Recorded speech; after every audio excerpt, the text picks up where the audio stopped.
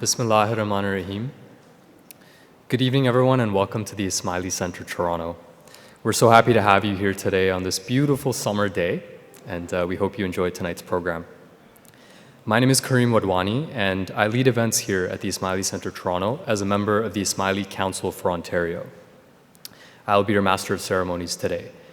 Thank you all for joining us today at the Ismaili Centre, Toronto for a discussion with Richard Henry and Adam Williamson on Islamic art. We would like to begin our evening by acknowledging the rich and enduring history of the Indigenous peoples in Ontario. We acknowledge that this land we gather on today is the traditional territory of the Wendat, Anishinaabe, Haudenosaunee, Métis, and the Mississaugas of the Credit First Nations. The treaty that was signed for this particular parcel of land is collectively referred to as the Toronto Purchase and applies to land east of Brown's Line to Woodbine Avenue and north towards Newmarket. This territory is also covered by the Dish with One Spoon Wampum Belt Covenant, an agreement to peaceably share and care for the land and its resources. Land acknowledgements are an important step towards reconciliation, but the work does not end there. I encourage you to learn more about Indigenous peoples wherever you live and work. I would now like to invite President of the Ismaili Council for Ontario, Salim Bhanji, who will offer introductory remarks and welcome our speakers. Salim Bhanji is President of the Ismaili Council for Ontario. The Council is responsible for social governance, administration, guidance, and coordination of the Ismaili community, activities, and its institutions. Approximately 40,000 members of the Ismaili community reside in Ontario. President Bhanji's prior roles include co-chair of the Canadian National Time and Knowledge Committee, honorary secretary of the Council for Ontario, Jamaati Mukhi Sahib, among other roles. Professionally, President Bhanji is a management consultant providing advisory services to banks and insurance companies in Canada and the US. His areas of specialty are product management, treasury, risk management, and financial analysis. He also designs and delivers industry talent development programs. Please join me in welcoming President Bhanji.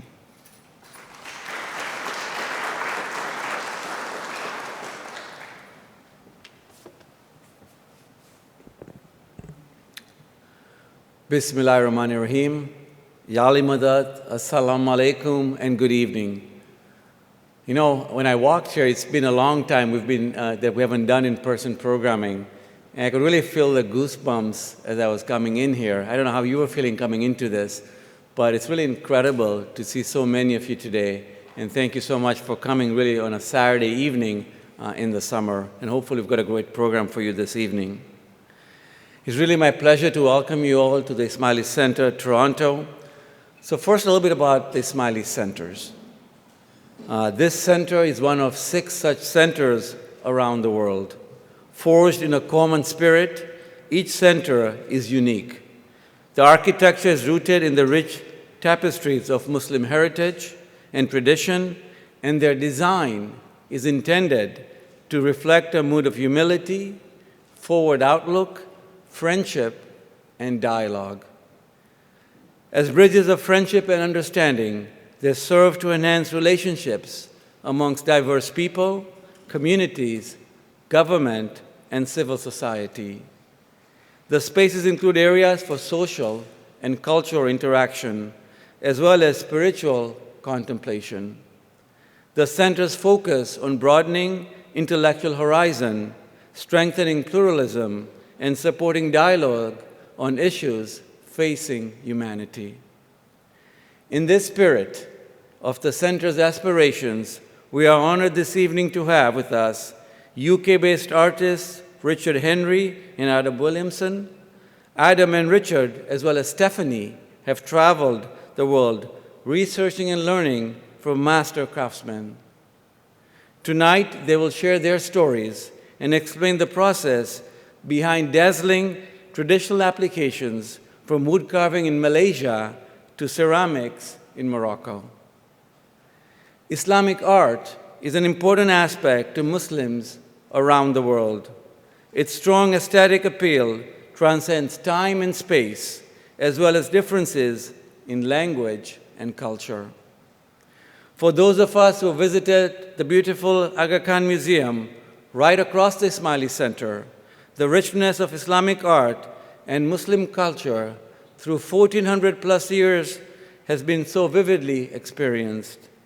For those of you who have not visited the Aga Khan Museum, I strongly encourage you to visit the museum with your family, your friends, and your colleagues. The art of the Islamic world reflects its cultural values and reveals the way Muslims view the spiritual realm and the universe. For Muslims, reality begins and centers on Allah.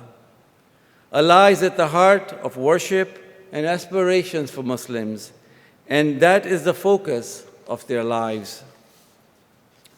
For Muslims, beauty has always been and will always be a quality of the divine. There is a hadith or a story of the Prophet Muhammad that says, quote, Allah is beautiful and He loves beauty, end of quote. Tonight's lecture will investigate key symbolism behind the manifestation of this cultural palimpsest. And if you're wondering what that means, I didn't know that either. And really what that really means is that there have been manuscripts that have been altered, but preserving the efficacy of the original writer. And so we'll hear more, hopefully, this evening on that as well. And the connections between the patterns within the natural world and the solar system, and those within Islamic art. Once again, a warm welcome to you all, and I hope that today's event and discussion with such amazing artists help us to inspire future generations of artists. I also want to say thank you to Adam, Richard, Stephanie, and the entire team that's helped organize today's event. Thank you so much for making this possible. And thank you to the audience for making it here this evening.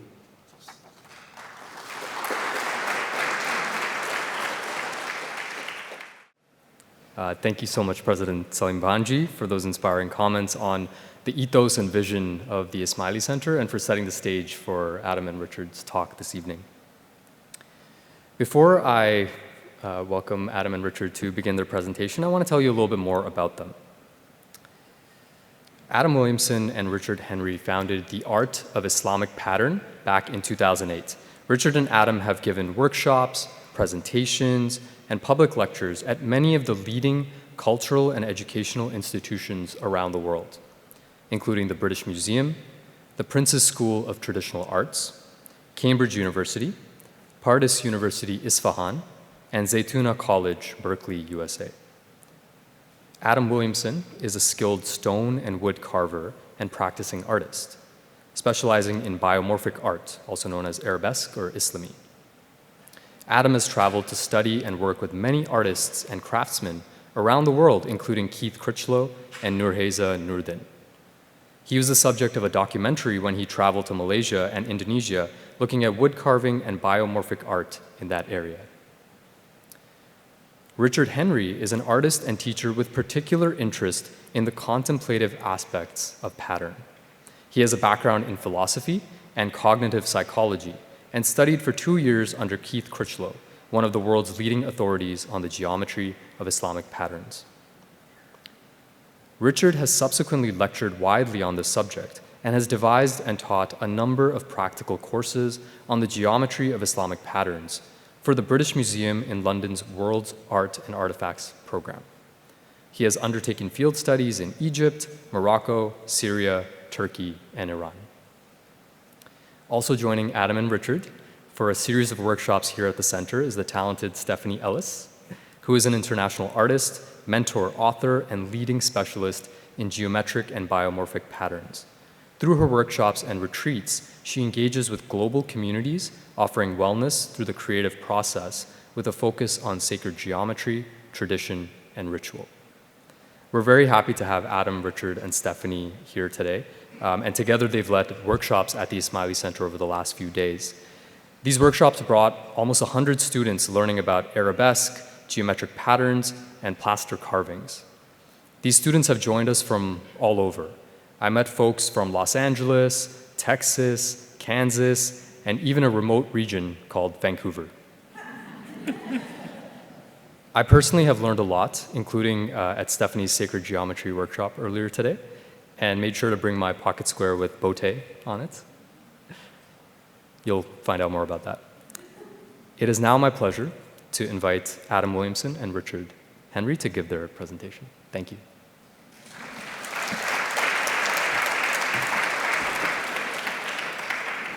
Okay, hello everyone, and thanks for those introductions, and thank you all for coming. I'd just like to make a special thanks to Rahim and Kareem for making all of this happen. This is 3 years in the making. We were about to come to the center to hold these workshops before COVID hit. So one of the blessings of COVID is that we went online and did a lot of study, and so we've come better equipped to run these workshops. Okay, so we like to start our classes with a little intention for the session, and this is a quote by our teacher, Keith Critchlow, who unfortunately passed away at the beginning of COVID. So we'd just like to mark his passing with this little prayer, which is the way he would start his classes too. May we be all guided by truth. May we have beauty revealed to us, and may it result in the good.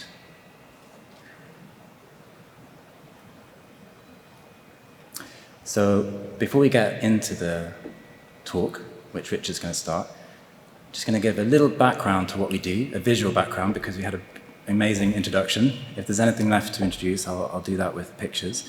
So Art of Islamic Pattern, we've been running these classes and study trips for about 12, 15 years now, and we focus on 3 elements: the geometric, the biomorphic, and then applications of those design tools. And if you don't know what those tools terms mean yet, we're going to explain them in this talk, so hang in there. So we're here running practical workshops. This is an image of Richard in full swing earlier this morning. And so we teach by first principles, using basic tools of compass and ruler, and drawing on the board, and people follow through the stages, and it's a really profound process that we take you through. We run classes all over the world, from Istanbul to Fez in Morocco and Marrakesh, to Granada and Cordoba in Al-Andalus in southern Spain. So we draw patterns in situ, and we hire these beautiful dars and riads, and then immerse ourselves in the old masters, looking at the ancient monuments. So here's some examples, and we always like to apply these patterns to a craft material. So at the end of our class this time, we're going to be doing some plaster work. So I'm going to show you some images of what we're going to be doing tomorrow later in the slideshow. Okay. So now I'm going to hand you over to Richard to introduce the geometric element of Islamic pattern.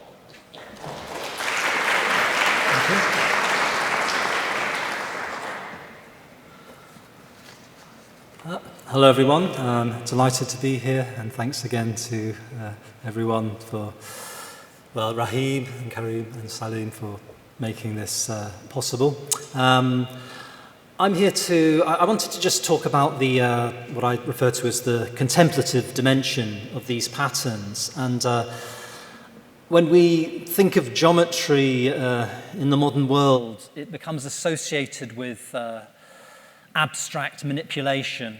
But when we go back to the actual origin of the term geometry, it literally means earth measure. So it suggests a much more fundamental relationship between man and woman and the earth and natural environment. And I like to start the image with this, start the lecture with this image of the full solar eclipse here, because it's a wonderful image of geometry and a wonderful image of a perfect geometric form manifested within nature. Now, what we can see here is the circle, which is a transcultural symbol of unity, or the fundamental source from which all variety, from which all multiplicity unfolds. And the designs that we work with, they all start with the circle. We draw the circle, and it's almost like we're invoking this sense of unity. Now, when you look at something like the solar eclipse, as represented in this photograph here, you can see that the moon is obscuring the face of the sun. Now, this is a phenomenon which would only look this way from Earth, because if you think about it, the sun and the moon are not, in fact, the same size, but they only appear to be the same size when, due to our relative position in space with regard to them. And when you start to contemplate that, you actually realize this is actually quite an extraordinary coincidence. And this idea of coincidence becomes quite significant, I think, within geometry, the idea of things coming together quite perfectly. In the ancient world, this witnessing of the solar eclipse was seen as a sign of the perfection of creation. And I think that's something to hold within our sort of mind and hearts, this idea of a fundamental order, a sense of a beauty and harmony, which is there providentially laid out for us. Now, this is a theme which my own background was in philosophy, and I was very moved by the writings of the ancient Greek philosopher Plato. And it's quite interesting with the way he talks about this contemplative dimension of regarding nature. I'm not going to have too many quotes in this talk, but I think this one is quite an interesting one. Plato writes, this is in the Timaeus dialogue, "I will now speak of the higher purpose of God in giving us eyes. Sight is the source of the greatest benefits to us. For if our eyes had never seen the sun, the stars, and heavens, the words which we have spoken would not have been uttered. The sight of them and their revolutions has given us the knowledge of number and time, the power of inquiry and philosophy, which is the greatest blessing of human life. God gave us the faculty of sight that we might behold the order of heavens and create a corresponding order in our own erring minds." Now, I'm going to just contrast that or compare that with this quotation from a 16th century Persian compendium of knowledge, often referred to as the Ikhwan al-Safa, the Brotherhood of Purity. And they write about geometry in this very interesting way. They say, "Know, O brother, that the study of sensible geometry leads to skill in all practical arts, while the study of intelligible geometry leads to skills in the intellectual arts. Because this science is one of the gates through which we move to knowledge of the essence of the soul, and that is the root of knowledge." So it's a very interesting idea here that geometry is acting as a kind of contemplative bridge between the world of sensible material forms and the supernal world, the eternal world behind the manifest forms. Now, I wanted to talk about very ancient geometric procedures. In the class, somebody came up with a very interesting question earlier today was who invented the first compass? And I think Raheem was going to Google the answer, but I don't think we actually found it. And then I was thinking, well, what would count as a compass? And if you think about it, the most primitive compass would be a stake or a pole placed in the ground, and then you hold a piece of cord taut, and then that would inscribe a circle. Who first thought of that process? Or is this a process which would be discovered by indigenous peoples across many different cultures? Now, I feel that when we're actually constructing geometric designs, particularly by compass and straight edge, we are in fact reenacting these very ancient primordial actions. And I think part of that leads to the kind of resonance which those set up within us. And it's something that it happens no matter what anyone's belief is. Somebody could be completely irreligious, but if they just go through this ritual process, I believe it resonates with something deep within us. And personally, I believe it actually activates a kind of fundamental connection to our ancestors. Now, what I've got in this picture here are some Borneo tribesmen, and they're using what's called a gnomon. A gnomon just means a pole which is in the ground. And basically, this is placed in the ground, and they mark a circle around it. Now, if you imagine a stake or pole in the ground, when the sun is low in the morning and also at dusk, the shadow of that pole or gnomon will cut the circle which is marked. It'll get longer. Now, what happens is you mark those 2 points where the shadow cuts the circle, and this is illustrated here in this book. The line AB is where the morning and the evening shadow cuts the line. And then this effectively gives you an east-west axis.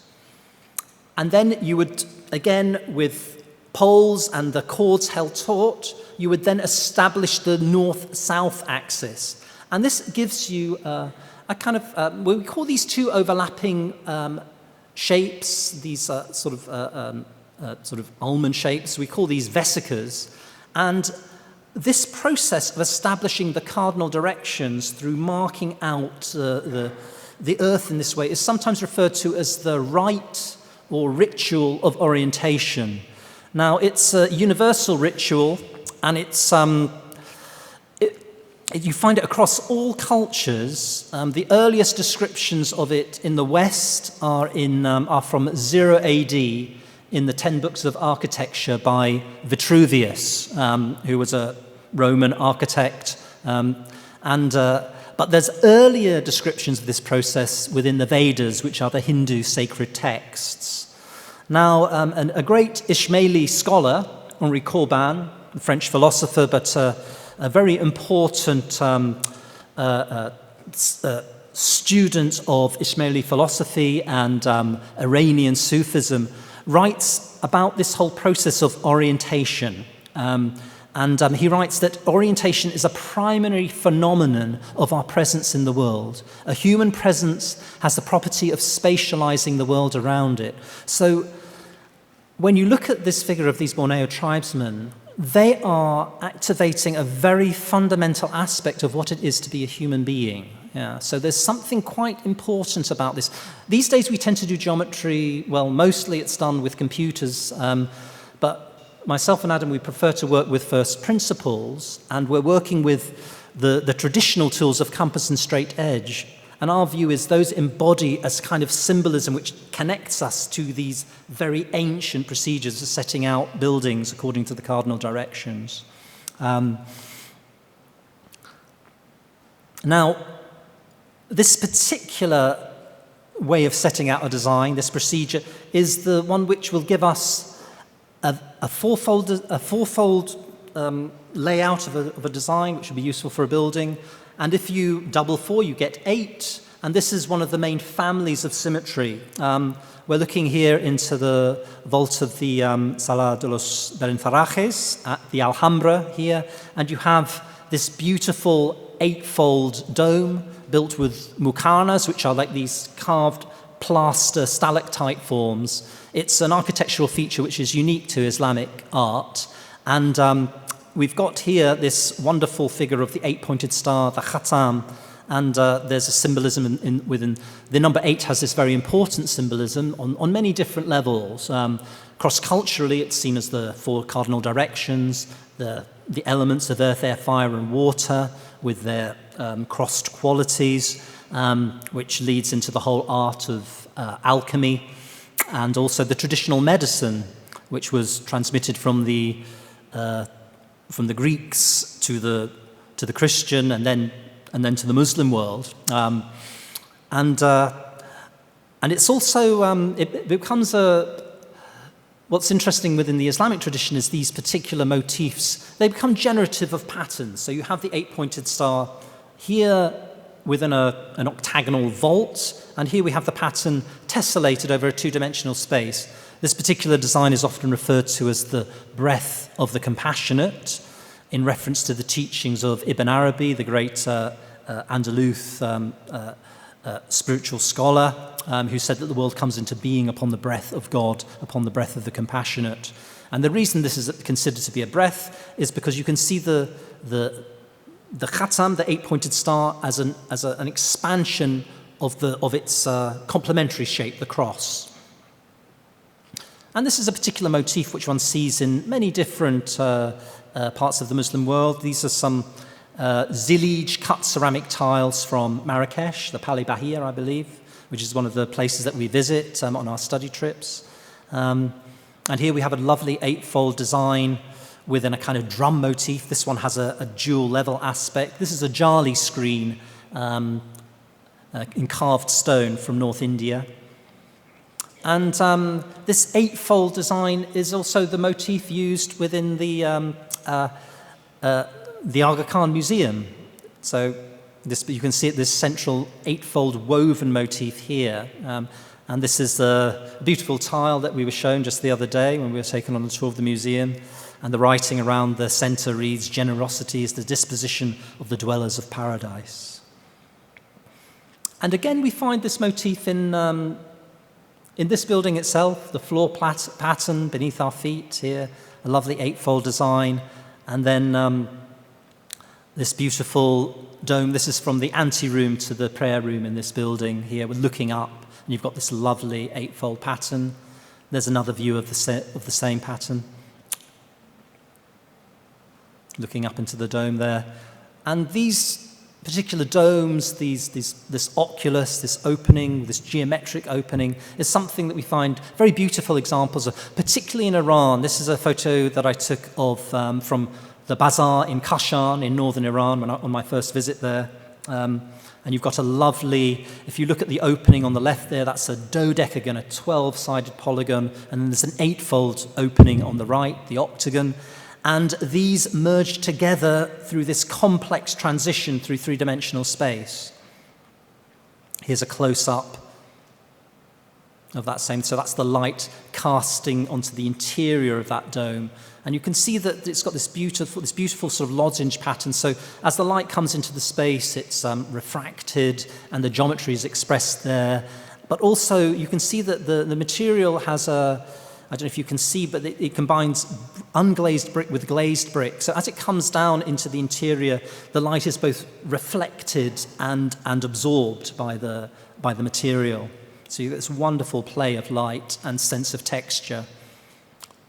This is another beautiful dome, again from Iran. This is from, I believe this is in Kerman, the Jami Mosque. And here are some muqarnas from the Buanania Madrasa, a Meronid Madrasa in Fez, which is another one of the places that we visit on our study trips. Now, one of the great scholars of Islamic art, Titus Burckhardt, he writes about this alchemical aspect of Islamic art. Now, one of the characteristic features of the building here is the use of light within the space. And he writes about, I'll just read this quotation from Burckhardt. He writes, "We have compared this art to alchemy, the well-known theme of which is the transmutations of lead into gold. Lead is the base metallic substance, shapeless and opaque, whereas gold, the solar metal, is in some way light made corporeal. In the spiritual order, alchemy is none other than the art of transmuting bodily consciousness into spirit. The body must become spirit, say the alchemists, for the spirit to become body. By analogy, one can say of Muslim architecture is that it transforms stone into light, which in turn is transformed into crystals. So there's this very important aspect of the crystalline aspect being a vehicle of light. There's an image of Burckhardt in Titus Burckhardt in the Court of Lions at the Alhambra.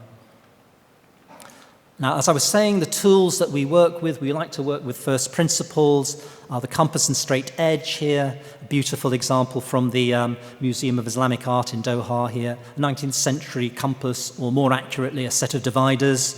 Traditionally, you wouldn't have a pencil attachment on the end, you would just have 2 points, and you would use that to inscribe the design or the line into the material.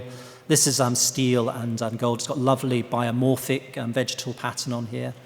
The compass itself embodies quite an interesting symbolism that one finds across different cultures. This is an interesting connection to our English homeland. This is the great metaphysical poet John Donne from his poem The Valediction Forbidding Mourning. And he writes quite interestingly about the symbolism of the compass there. He's referring to the legs of the compass. And he says, if they be two, they are two so, as stiff twin compasses are two. Thy soul, the fixed foot, makes no show to move, but doth if the other do. So there's this idea of this kind of unity between the motionless point and the moving point of the compass. Valediction forbidding mourning.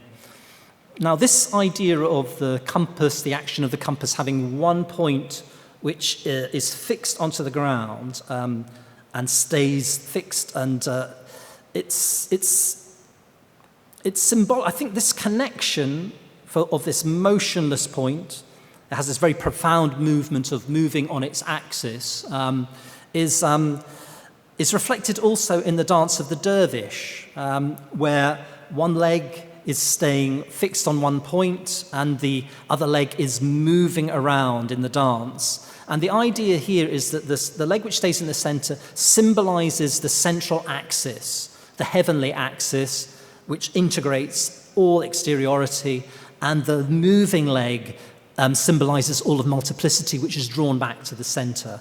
Now, interestingly, I was in a Mevlevihane, a Rumi house, a dervish house in Istanbul a few years ago, and I was speaking to what we might call the master of the lodge there, and he was talking about the dance of the dervish, and he was saying that when they dance, they meditate upon a point in the ceiling, which is the motionless point in the heavens, and that's marked on the ceiling by the design of the pole star.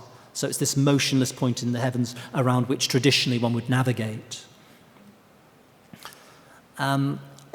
One more poem on geometry, and then we'll move on to some other images. This is from Shah Nematullah Valley, and this is from the 13th century. And I've been to the shrine of this a sheikh, and it's quite interesting the way he also writes this poem about the compass and the geometric procedures. He writes, "The point appeared in the circle and was not, but it was the dot that the circle begot. The point appears as a circle as it revolves in the eyes of him who a circle draws. When the point completed the circle, its beginning and end were one. When the compass did the circle complete, it was wrapped up and rested its feet. Without existence not being are we who are not, and you existence free.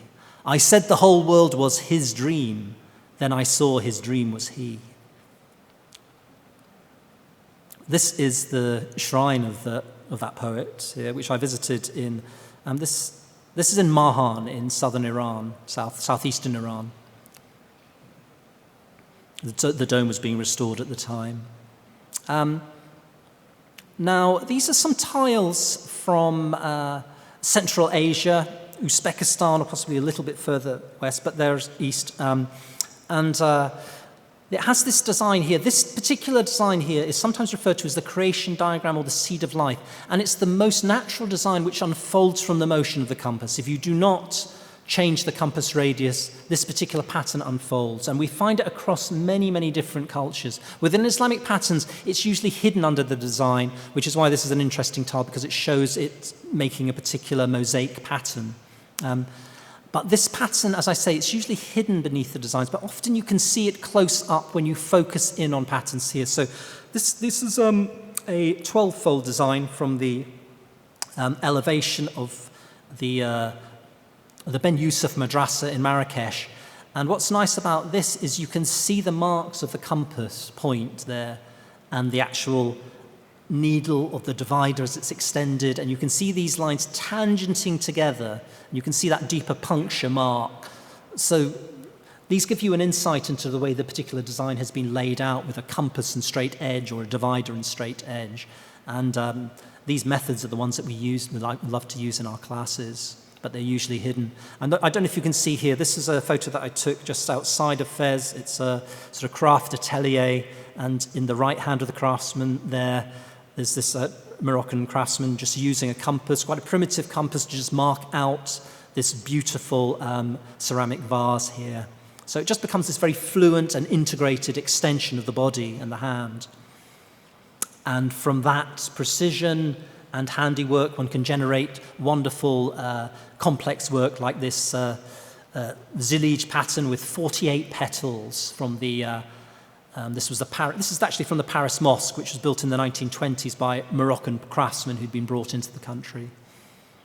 And I'll end on just a few notes about geometry in nature. I showed this image earlier this afternoon with my class that were looking at fivefold patterns, and I was just talking about how one of the most natural expressions of geometry in nature is the appearance of the number 5, which has this very intimate connection to the golden number, the Fibonacci series, plant growth patterns. So and the human being itself is a figure which has the number 5 in it, 5 fingers, 5 toes, and the human body has 5 extremities of the head and the 4 limbs.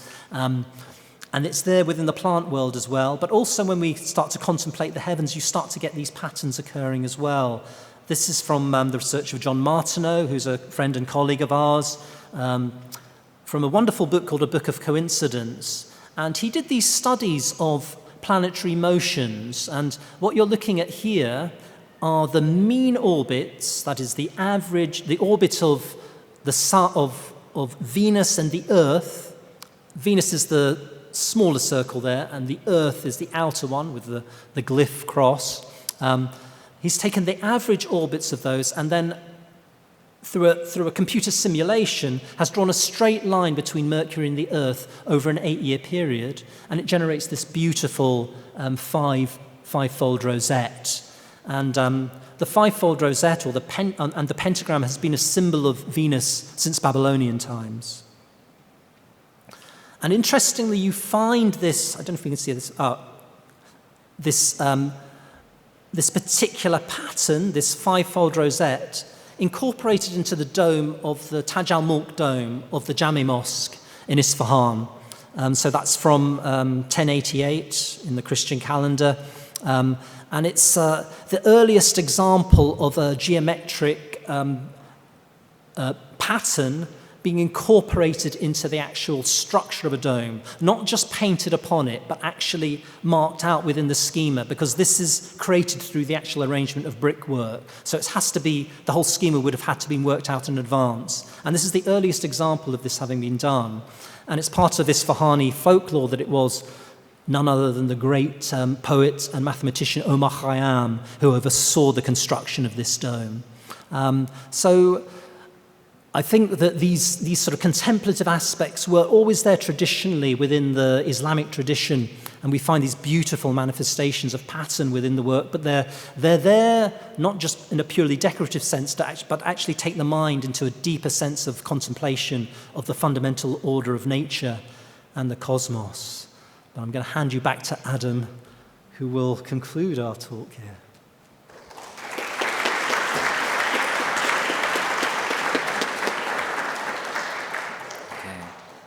Hello again. All right, so now I'm going to take you through some of the technical applications for these patterns. If it wasn't clear already, within Islamic art you have three key decorative features, two of which are the patterns, and then the third would be the calligraphic application.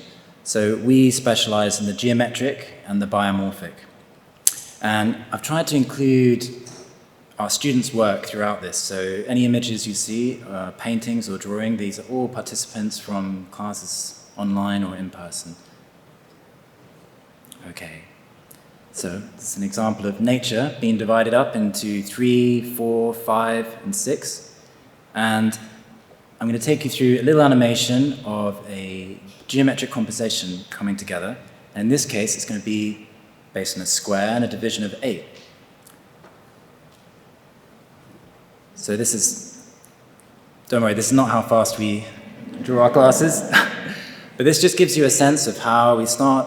Everything comes from the circles. So we see a series of tangenting circles, and then inside those circles we have this 8-pointed star that Richard was explaining earlier, and you see all over the Ismaili Centre, especially on the floors, in the marble on the way into the building. And this khatam, this 8-pointed star, appears at the larger scale and at the smaller scale. So it appears as a proportioning compositional element that the circles are placed on, and then smaller stars are placed inside that. And in the end, you get this incredible multi-rosette pattern. And then over the top of that pattern, you can lay alternative patterns.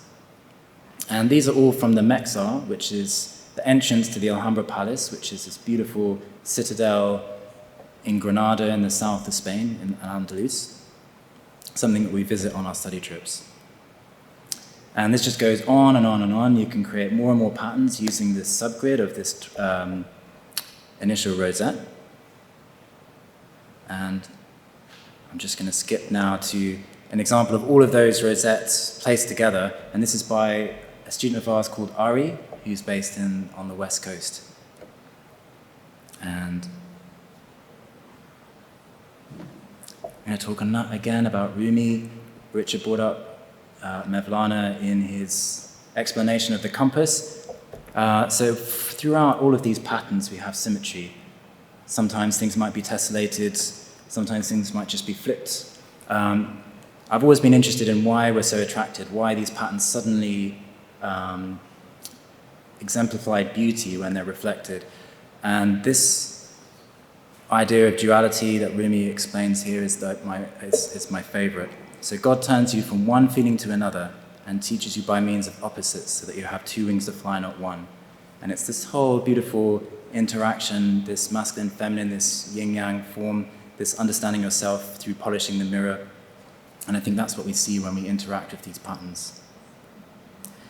So within the biomorphic patterns, we use this term biomorph for the arabesque. Arabesque just means Arab style. It's more of an Orientalist term, so we use this phrase biomorphs, which is moving nature. And patterns are found everywhere, not just a snapshot of a crystalline flower, or it's also in the movement, in our dance, in our flow, in the currents, in the micro movements in the air. And these are the things that inspire the flow of biomorphic patterns. These are some examples of martial art movements like Aikido, where we have this flow, this chi, this understanding of movement, and incredible things can be done when channeling these forms. And that's the sort of state that we try to get into when we're drawing these more cursive freehand forms. So all the biomorphic patterns, which actually often make up 60-70% of a facade in a palace or a madrasa or a mosque, have a geometric subgrid. So they're all underpinned by, for example, a series of hexagons, which will create a drop pattern, and they're all inspired in turn by structural architectural forms used in nature, like the honeycomb. These are some examples of Moorish Nazrid work from the Marinid madrasas in Fez, and they're using a series of dynamic squares. So often these patterns seem like a jungle. When you come into the Alhambra, it feels like the place is overgrown with carvings. but actually they all have a series of systems, and sometimes it's just one motif with a single spiral which is knitted together with a hidden underlying grid which creates this effect. So what we're seeing is something which looks wild and chaotic, but it actually has an order underneath it and symmetry. That's one of the attractive and calming elements within these sacred spaces. One of the other key ways to create these patterns is to divide up the circle. Like in the geometry, dividing it up like slices of a pizza, and then just working in 1/8 or 1/6 of the circle, drawing in the biomorphic compositions, drawing in the weave, and then repeating that pattern. And again, this is another beautiful rendering from a student of ours. This is a pattern from a tablet in the Buenanin Madrasa in Fez. These are some examples of an analysis of a pattern coming together from the Court of Lions in the Alhambra. This is another plaster carving. We're staying on the plaster carving theme because that's part of our workshops. And we're going to be doing some carving downstairs tomorrow. This is a beautiful rosette, and it's reflecting the local environment. So we have, within the structural curves and vines of the patterns, we also have the motifs, and these are often what reflect the different regional styles. So for example, this has the magnolia or pine cone featuring at the ends of these stars, and then this features in the Henrife Gardens, which are neighboring the Nasrid Palaces. And this is a beautiful example by, I think, Aisha, or applying this Court of Lions pattern. And some of these artworks have taken students a month to complete after the class, so they're real works of art, which really could only happen due to this unusual circumstances we've been in the last couple of years. This is another gorgeous rendition that's just come through. So now I'd like to talk about a radial pattern from the Lutfala Mosque, which is in Esfahan. I'm sure you've seen this before. It's a famous mosque. This mosque is only used by females, and we'll come to that later. But just to take you through the stages of composing something like this on a flat surface. So we've divided up the circle into 8, and then put in these diminishing squares. So we have static and dynamic squares in red that are diminishing. Those squares are then used to create these concentric circles, proportional circles, and then on those circles we place a numerous amounts of smaller circles. When these all tangent, they create shamsas, which means little sun. And in these shamsas we have biomorphic patterns. What's beautiful about this pattern, and many of the elements within the Lutfala Mosque, are the abjad values of these shamsas. So behind these patterns there's often hidden numerology, and the abjad system is based on the old Arabic alphabet, where each letter of the alphabet would be assigned a number. And so if you had a larger number, this would reflect a word. So in the case of this Shamsa dome, we have 32 rings and 9 levels, which gives us 288 Shamsas. And if you also add the center, which is this beautiful mother-of-pearl peacock biomorphic pattern, you have 289, which is the abjad value of Al-Rahim, the merciful, which is an aspect of one of the 99 names, an aspect of God. And the root of Al-Rahim comes from the womb, and we have this cupola dome that it's reflecting. And also, as I said earlier, the mosque was reserved primarily for females. So when you understand all of these elements, when you're drawing them, and then you enter the space again, you have a better understanding of what you're feeling, because entering into the Lutfala Mosque, it's a very it's an overwhelming experience. You enter and you turn left, and it's all very dark, and you go through these corridors, and they purposefully take you down a corridor rather than taking you straight into the space. You turn down the corridor, and then you turn into this womb-like sacred environment, which is dominated by the dome, and then these 8 squinch pendentive forms underneath it, and you really feel safe and connected. A lot of this knowledge, these elements are known and they have been documented, but we did some other little tests when we were there, myself, Richard, and Fakunda, and we were counting the windows just to check if this abjad system was working. And the number of windows in the building added up to the abjad value of Nur, which means light. And then we had this goosebump moment where we realized that this was implemented by the architects. And if it wasn't implemented, then it was incredible divine intervention that these numbers featured. So biomorphic forms are expressing the movements and curve and flow of nature. The basic principles behind this eternal spiral, which is repeated and is the spine and backbone to many of these patterns. We have the seed, and then everything grows from that seed towards the light. The bifurcations and the branchings all follow this same sequence. And then on top of those spirals, we add the motifs. And this is a beautiful example by Arish, who's actually in the audience over here.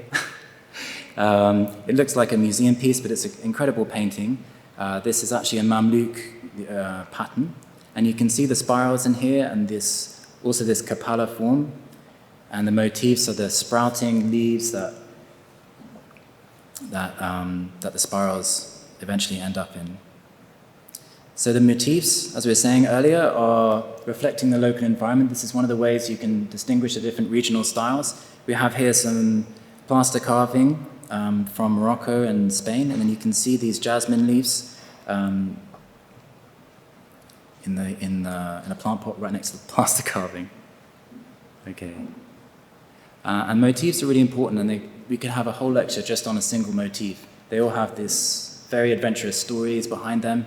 This is actually a motif used in Islamic tiles, in many Ottoman and Seljuk decoration in Anatolia, but it actually comes from China, where it has a completely different meaning. It's understood to be the Chintamani, which is like the Chinese idea of the philosopher's stone, but as this form traveled, this sacred orb, along the Silk Road and emerged in the artwork of the Seljuks, it ended up having other meanings and other relevances. And the stories of these motifs are incredible. And one of the reasons I was lining that up is just to share with you the plaster carving, which you see outside of the auditorium here. And if you haven't seen it already, if you're new, please take a look, because it's incredible. As a carver, I've been checking it out every day and looking in awe. It's carved by these two artists from Tajikistan.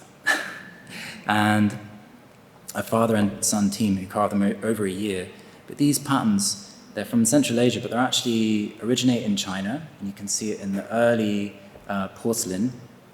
And they are adapted by the Seljuks and Central Asians and used in this particular way.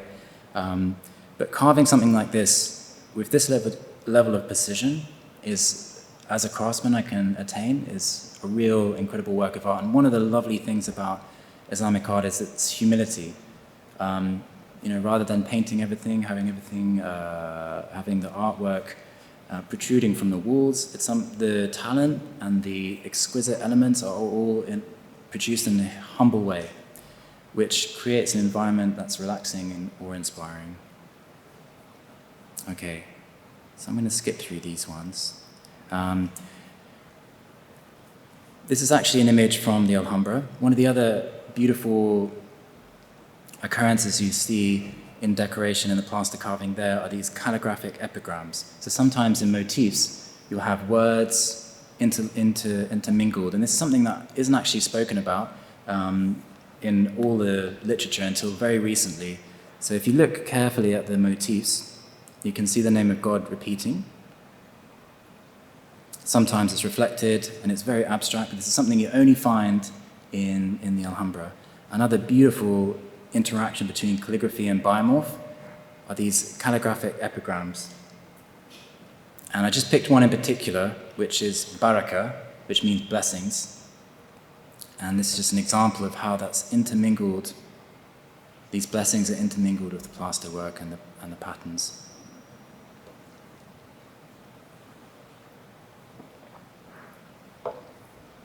They're like little rocket ships firing up towards heaven. Okay, so as I was saying at the beginning of the talk, we always like to apply these patterns because they're very abstract if you're just drawing them. So I'm just going to take you through a little process of carving one of these. This is a jali screen. So I've taken a piece of Tupperware. I've cast some plaster of Paris in the Tupperware. I've cut out a little stencil from paper, and then pounced the design through this stencil. And you can use anything. You can use paprika or pigment. And then I might pause it. Ooh. I might start it again because it's very fast. It's faster than I can speak. So I'm pouncing the design on, and then I'm using the chisel like a drill. So I have it between my hands. I'm drilling through the plaster onto a piece of cardboard, and then opening that hole to create the pattern. And now I'm just trimming the Tupperware ribs off the edge of the plaster. And once all those voids are cleared, I've put a spinal line through the center, which enables me to create a rebate. And this makes the plaster pieces feel thinner than they actually are. And this pattern's beautiful. You can see swastikas in there, all sorts. This is from Rajasthan, Jali carving. And once you bring it up close, you can see that rebate. And these are carved in all sorts of ways. You can see them. This is just a very simple mitre, but you'll also have different undulating ogis and all kinds of effects in the Jali stonework. Oh, there you go. I wasn't expecting that. So before I end, one of the key things that I should say is that the reason that I'm involved in craft and art is from a young age is that it's the elevating spiritual nature of the process of making. And this is documented in many different traditions. And I've heard it not just from people who are involved in a sinsilla, or a traditional practice, but also from a gruff stone carver craftsman who in Wales who has no idea of these esoteric ideas, but will explain the same principles in a very simple manner. And this is basically that in the process of working, there has to be a level of adab, or respect for the material, for the process, for just being here, a sort of gratitude. And there's a couple of different traditions I'll explain who have an authoritative explanation of this process. One of them in Japan is Hitsu Zendu, and it's really about aligning and positioning yourself in a place where you can create a piece of work without self, without ego. So in this tradition, this calligraphic tradition, sometimes they'll sit for an hour before they've rid themselves of all the baggage, and they can create this work. And often their bodies are sort of in agony before they can start, I've heard. Another tradition is the Malaysian tradition of wood carving, where I studied, and I heard all kinds of beautiful analogies. There's so much reverence for the material. They're surrounded by the jungle and the process. And they have this concept of samangat, which is a little like the Native American or First Nation concept of the spirit that flows through things, or the prana. And they're Muslim and Sufi, but they have this really interesting amalgamation of animistic traditions and Hindu and Buddhist traditions, which are all intermingled with their craft. So this idea of samangat is best seen in the grain of wood. So when they're carving, they have to work with the grain, which is working with this spirit. And they have a whole list of criteria before they can start working. So they have to make sure that they they've resolved all quarrels with people that might be in their life. They've tidied the space. They've made sure that the wood has been in the house for a period of time, so that it's synced in with life in that environment. And then they can begin. And this process is called Guru Asal, and it's a similar idea to many different native traditions. It's this idea of connecting with the ancestors. And when everything's in place, and when they go through this process of respect, and they open up, then they've opened a channel for the work to come through them. And this is similar ideas in the Ottoman tradition of sinsilla, of working, of that this idea that these forms are not our own, that we are just dwarves standing on the shoulders of giants, as Bernard de Chartres said. So we're just the end of the path. Okay, so I'd like to end on that note, and thank you again for listening to us.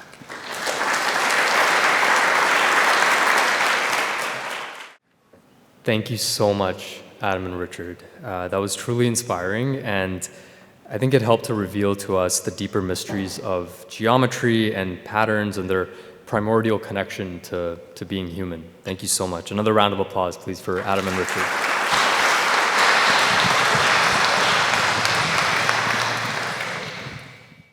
This brings us to the end of our program, and I just want to thank all of you for joining us this evening. I'm sure that it was an insightful discussion, and it's given us a newfound appreciation for the geometric patterns surrounding us in nature, in the cosmos, and in the places that we visit. It was interesting to also learn about the geometry and architectural features of the Ismaili Centre and across the park at the Aga Khan Museum. Thank you so much for enlightening us on their symbolism, on the deep connections and history they share with the arts of Islamic cultures across space and time. I would like to thank our guests, Adam, Richard, and Stephanie, who have traveled from afar to be here with us today to share their knowledge and expand our horizons. A special thanks to Rahim Bimani for helping to make this happen. It's been a long time coming. And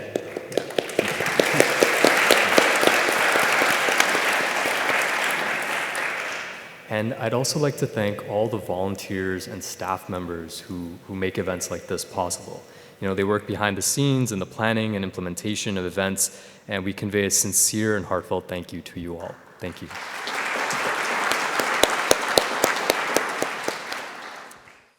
We will continue the conversation outside with some light refreshments, and I thank you again for joining us tonight. Please have a wonderful evening.